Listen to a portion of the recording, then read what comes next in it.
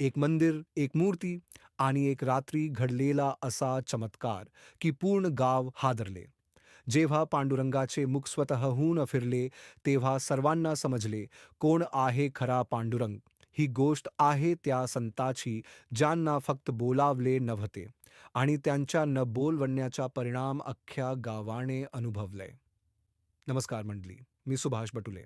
आपले आवडते YouTube channel अनुभव संतांचेवर तुमचे मनापासून स्वागत करतो. आज मी तुमच्या समोर घेऊन आलोय एक अत्यंत दुर्मिळ आणि धक्का देणारी कथा.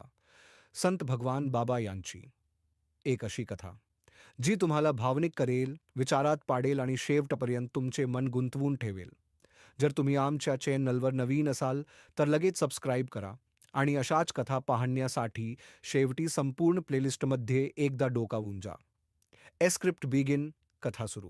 मित्रांनो, महाराष्ट्र ही साधू संतांची भूमी आहे.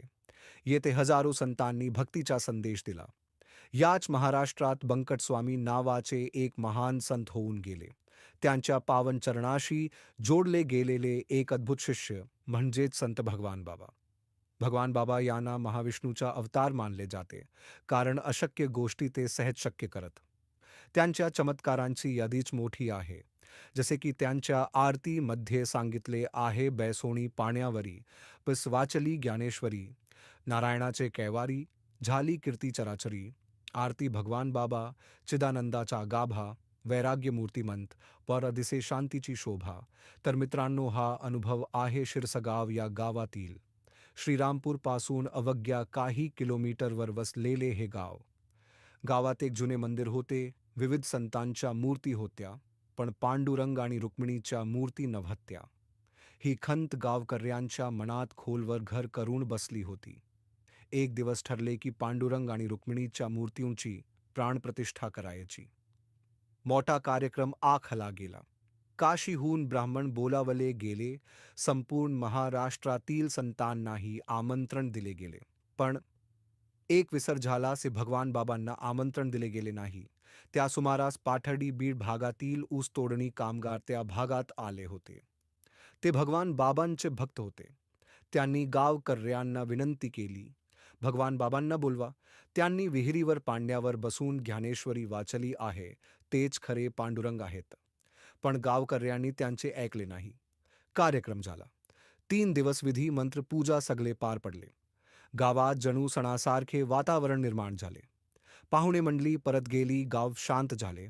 पण त्या रात्री घडले काहीतरी अविश्वसनीय. सकाळी जेव्हा पुजारी मंदिरात गेला, तेव्हा त्याचे डोळे फाटले. मूर्तींचे मुख बदलले होते. जे पूर्वेकडे होते ते आता उत्तरेकडे झाले होते. पांडुरंगाचे मुख उत्तर दिशेकडे आणि रुक्मिणीचे मुख दक्षिण दिशेकडे वळले होते. गावात खळबळ उडाली. काय झाले? का झाले? तेव्हा आठवले, भगवान बाबांना आमंत्रणच दिले नव्हते.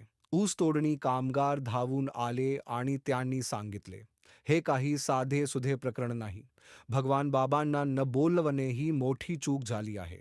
गावकऱ्यांना आपल्या चुकीची जाणीव झाली. त्यांनी लवकरच बाबांना आमंत्रण दिले. संत भगवान बाबा स्वतः आले आणि त्यांच्या हस्ते पुन्हा प्राणप्रतिष्ठा झाली. भजन, कीर्तन, आरती सगळे सुरू झाले. तेव्हापासून शिरसगाव गाव हे पवित्र क्षेत्र बनले. लोक तेथे दर्शनासाठी येऊ लागले. मित्रांनो, ही केवळ एक कथा नाही, हे आहे साक्षात पांडुरंगाचे दर्शन. संतांची महिमा किती थोर असतो हे यावरून कळते. जर ही कथा तुम्हाला भावली असेल, मनाला स्पर्शून गेली असेल, तर नक्की शेअर करा तुमच्या मित्रांना, कुटुंबाला, भक्तांना. आणि हो, अजून अशा अनेक दुर्मिळ व थरारक संतकथा पाहायच्या असतील तर अनुभव संतांचे या चॅनलला लगेच सबस्क्राईब करा. प्लेलिस्टमध्ये जाऊन बाकी सगळ्या कथा एकदा नक्की बघा, कारण अशा कथा तुम्हाला इतर कुठेच बघायला भेटणार नाहीत. जय भगवान. जय वामन भाऊ.